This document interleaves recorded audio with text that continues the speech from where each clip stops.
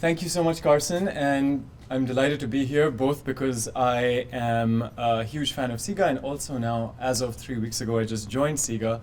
And it turns out that our first, one of the studies that we've been working on, or I have been working on in my previous capacity, actually is pretty much center of a lot of the things that SIGA has been thinking about, researching on, and it's in partnership also with SIGA faculty, so we're all one big happy family here. The study is on healthcare delivery during crises, and it basically presents experimental evidence, and I'll tell you what that is, from Sierra Leone in the context of the 2014 Ebola outbreak. This is in partnership or in collaboration with a whole lot of people, but particularly the academics on this study include Darren Christensen at UCLA, Andrella Dubé at Chicago Harris School, Johannes Haushofer at Princeton, and Martin Boers at Wageningen University. So I don't know how many people remember Ebola. There's actually a massive Ebola crisis happening right now in DRC, in the Democratic Republic of Congo, but it has not made its way over in the same way as Ebola did in 2014, back when there was this big crisis in West Africa across 3 countries predominantly, Guinea, Liberia, and Sierra Leone. After a point, at some point there was a lot of paranoia around it. After a point, that paranoia devolved into sexy Ebola costumes at Halloween, and fortunately even those have now stopped happening. So just taking you back to what was going on at that time, when Ebola hit West Africa, it was seen as a massive public health emergency. Never before in recorded history, according to the WHO, has a biosafety level 4 pathogen infected so many people so quickly over such a broad geographical area and for so long. And it was particularly terrifying to folks on this side of the world because of the increase in sort of people moving from point A to point B, a lot of global traffic, global travel, basically meaning that at any point in time, people could be in danger of contaminating or spreading the contamination beyond any given country. In West Africa specifically, 11,000 people died. 23,000 children lost one or both parents just to this epidemic, and $3.5 billion was spent on response efforts. And as early as 2015, a year into the crisis, I think there were estimates that $2 billion of just West African economic product had just been lost. So this was a huge crisis.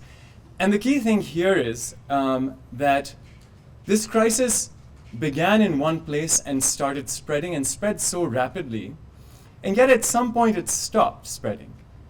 And the really important point to remember is that crises stop when, or an epidemic in this particular context stops because it hits up against a system that can handle it. And in West Africa, there was unfortunately, at the time when the crisis started, no such system that could handle it, which is why it spread so rapidly. So the question here is, how do we improve healthcare delivery during crises? And that is a question that myself and my co-authors were able to sort of spend some time thinking about as a result of this. Recently, last year, the Lancet Global Health Commission stated in its report that around 8 million people die in low and middle income countries from treatable conditions due to poor care and non-utilization of the health system. Meaning, when they don't feel well, they don't go to the doctor or to the clinic or to whatever health options they have. As a result, just improving access to healthcare is not enough, because if you don't think that this clinic is going to give you healthcare, you're not going to go there. A high-quality health system builds confidence and trust, which encourages utilization, especially during emergencies. And what is needed for a high-quality healthcare system? Well, demotivated providers cannot contribute to a high-quality healthcare system. If you want the system to create trust and confidence in people, you have to you have to have people working in that system that are able to actually induce that trust and confidence and bring people in to actively sort of allow people who need help to come and seek it. So the question here, and a question that was facing not just these healthcare systems, but healthcare systems around the world, was how can we motivate providers to improve the quality and resiliency of healthcare systems? So healthcare system in Sierra Leone before the Ebola outbreak. Turns out healthcare in Sierra Leone was not great. Sierra Leone, so this is a little chart which shows a bunch of countries around the world, particularly several countries in Africa. Sierra Leone on the horizontal axis, what you see is health expenditure per capita, how much money they're spending per person, and on the vertical axis you see the under 5 mortality rate. Being at that end of the graph means you're spending a huge amount of money relative to others, but you also have, in this particular instance, about 160 kids per 1,000 live births dying by the age of 5, which is enormous. Maternal mortality was the world's worst in 2011, which is when we started working there. Under 5 mortality was the second worst in 2011 around the world. So just around the time when we were starting our work, the government had decided that it would be launching a free healthcare initiative, specifically targeting mothers and under 5s.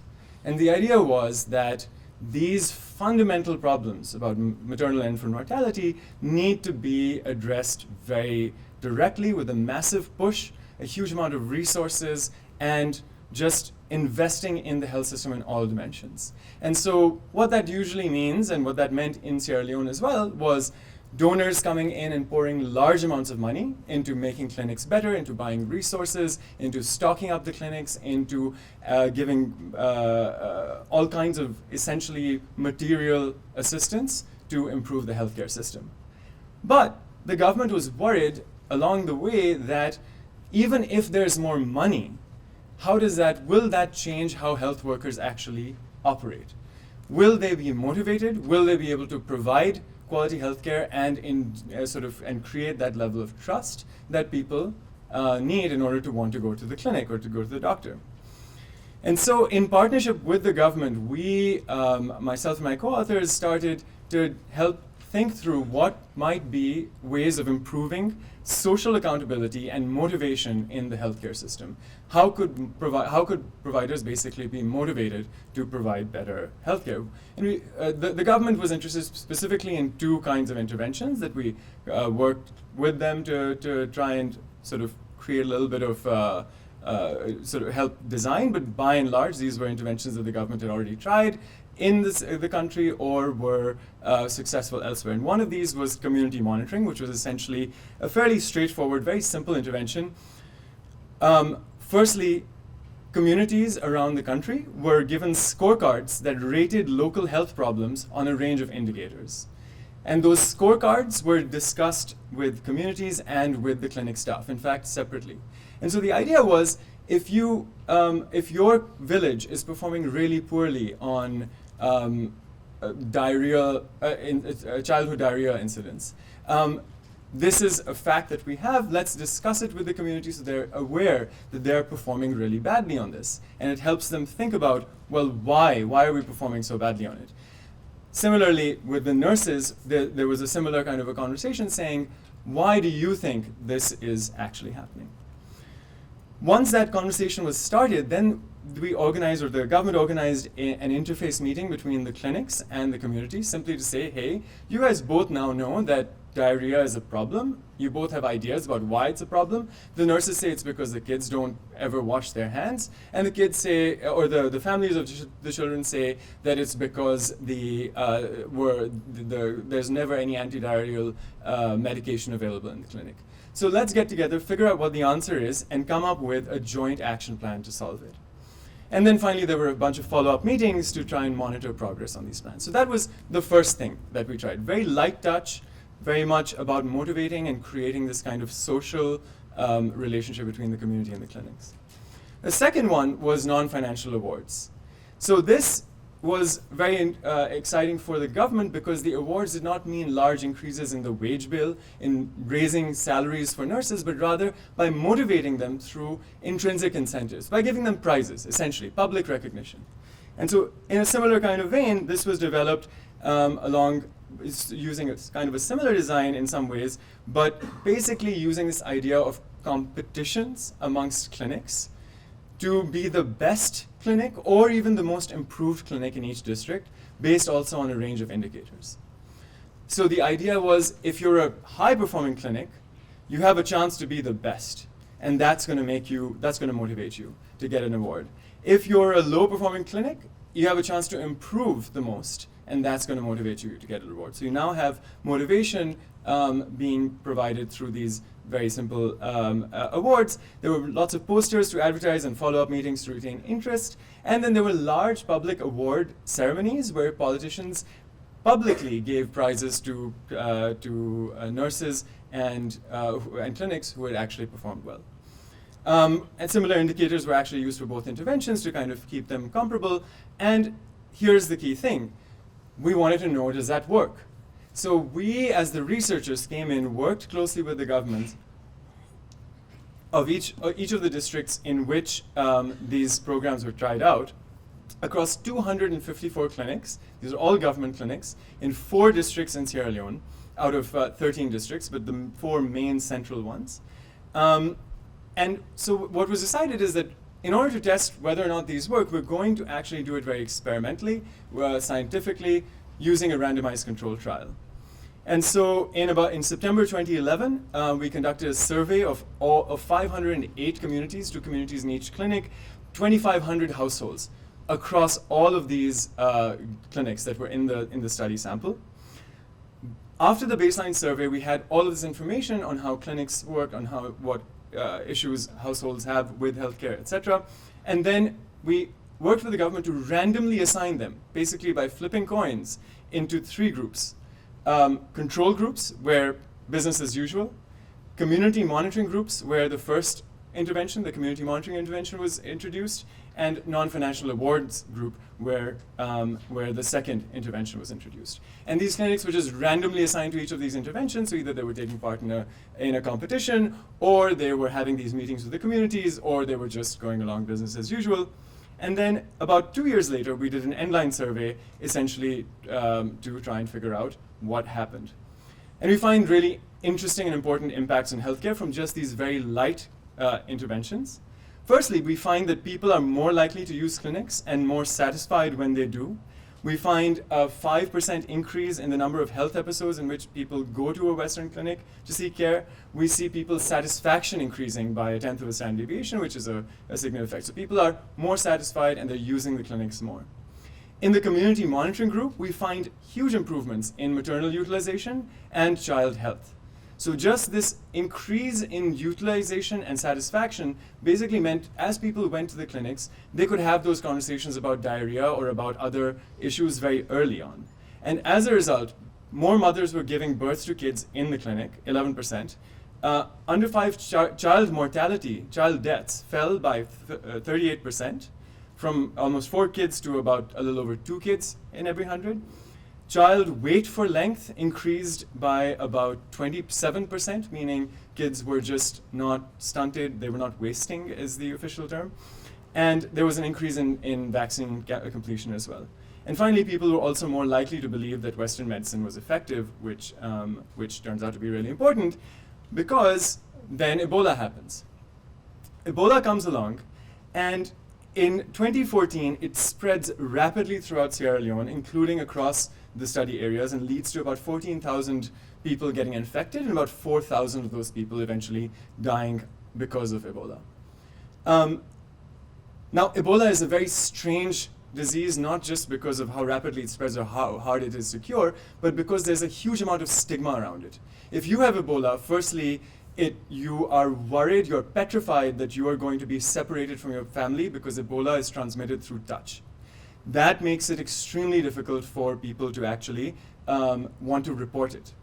And as a result, it becomes very hard to track it, to contain it, to report it.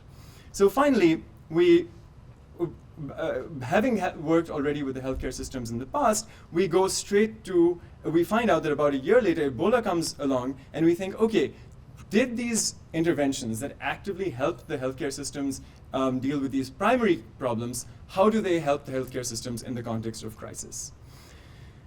we managed to get a lot of data from the CDC, and I'll give you a kind of the picture, a couple of pictures in that summarize it up. This is on the picture on the right is the easiest probably to see, which is basically the cumulative count of Ebola cases over time. The two lines up there are the number of Ebola cases that are being reported by people in the clinic areas in where we had been working. And the third one, which is much lower, is the count that's being reported in the control area where there had been no such intervention to improve healthcare trust or response. So in a nutshell, basically, you see these very light touch interventions that are meant to motivate health providers, improve their health systems to respond to Ebola. They increase reporting by 60% on average. They have large effects on patient survival. So in the control clinics, one patient dies in every 4 that reported Ebola. That goes down. The deaths of patients go down to 1 in 7 across both the interventions. In fact, 1 in 10 for the community monitoring intervention. And as a result, we estimate that treatment reduces the reproduction rate of Ebola, which means the number of cases that every single individual creates. If I have Ebola and I infect 4 people, my reproduction rate will be 4. It reduces that by about 17% just by virtue of creating this trust in the healthcare system. There's multiple other checks we do to make sure that it is actually an improvement in healthcare systems that we're seeing and not some other artifact of the data. But ultimately, what we conclude, having done all those checks, is that these interventions to improve healthcare workers, to motivate healthcare workers, improved confidence in and use of the system. It had all of these medium run effects on utilization, child health, satisfaction, and perceived efficiency of Western medicine. People used clinics more, and as a result, they reported Ebola more, and that reduced mortality from the crisis. More generally, confidence in public services helps curb epidemics, and I'm leaving you with a quote from a doctor who actually worked giving primary health care in the Ebola facilities, who concluded that the most important part of her job was to build trust with the communities that they served, which means more patients presenting early and early presentation, strongly affecting the prognosis for many conditions. So just to conclude, this was a difficult study to do because data is difficult to find in these kind of contexts, but when you find it, it turns out that even the smallest interventions, it's almost a very depressing conclusion that such small interventions to improve trust can have massive effects in terms of the lives that they save. Thank you.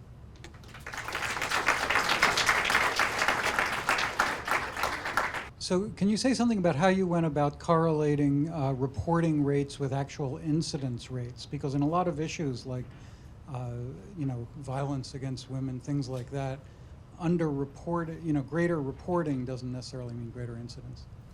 Yeah, so that was essentially what took us the longest amount of time in writing this paper, was that we just didn't believe our own results. We said, it's not just that we may be measuring the wrong thing, that actually incidence is static, but we don't know what it is, but also that if we see these big increases in reporting, is that just us somehow through these interventions having created more Ebola? And so we spent a lot of time trying to unbundle those effects.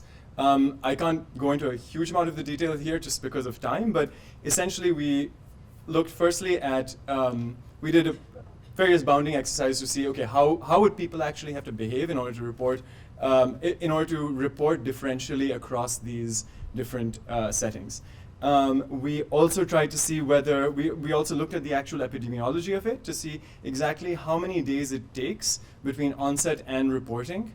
Do most people, for example, report after they experience the symptoms, or do they visit the clinics before they experience the symptoms and as a result may have gotten infected at the clinics and so on? So we do a bunch of these checks. So I think in terms of our first order concern, which was to make sure that what we're seeing is really what we're claiming, is that these interventions helped, we're pretty satisfied.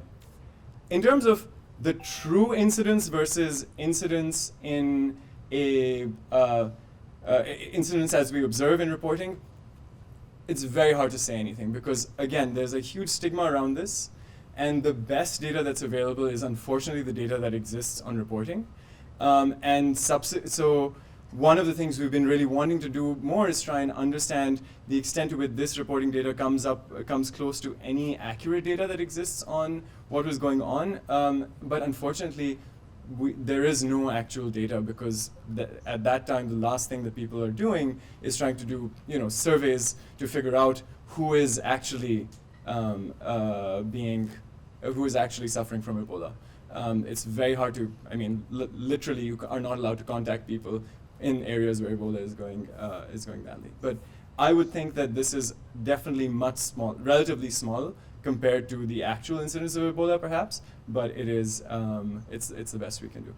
I would be interested to see how during the community monitoring intervention, how you encouraged women. Sometimes I think if you're working in African settings, it's majorly men that tend to get involved in these things, and how it can affect the results. That's an amazing question. Fortunately, as far as I could see in the meetings that I attended, and my understanding, because in large part this was so focused around women's health outcomes, so free maternal and child health, that the vast majority of people, as I know, in those meetings who were actively participating were women. And typically the nurses, the healthcare providers, were also women. What's interesting is that we did attempt to separate out groups by having separate small meetings with women, men, elders, youth, etc. But at the end of the day, virtually all the meetings were dominated by conversations between women who were often getting angry at the nurse, for example, and then the nurse was getting angry back at them, and so on. So it was, as far as I understand, not very biased in that direction. Yeah.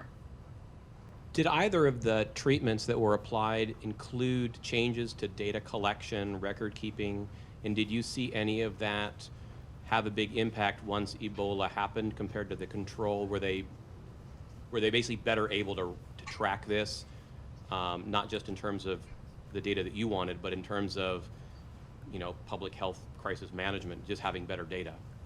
Yeah, this is, again, it's a complicated question for us, because another thing we were worried about was, we see these big changes. Is this simply because people are keeping better track of what's going on in their health system, and is it, again, artificial that they're not being reported? Fortunately, so on that dimension, again, we don't think that's much of a problem, because the reporting is fairly centralized, and we find no effects of either of these treatments on any top-down outcomes. So nurses don't change their behavior. Interestingly enough, nurses don't really change their behavior. There's no top-down monitoring. There's no top-down lab testing. None of those things actually change across these treatments. But in the more kind of, was this a useful long-term investment in terms of making people more aware of data? My sense is that it was, because there is a, in order, once you start to tell people that, look, we are observing, whether it's in the context of these scorecards or in the context of these award ceremonies, we're observing what you're doing, people do tend to, the first thing they tend to do is start to look at how their data keeping is going. So we do test to make sure that that's not what's driving the results, but we do think that it does improve the quality of data keeping in general.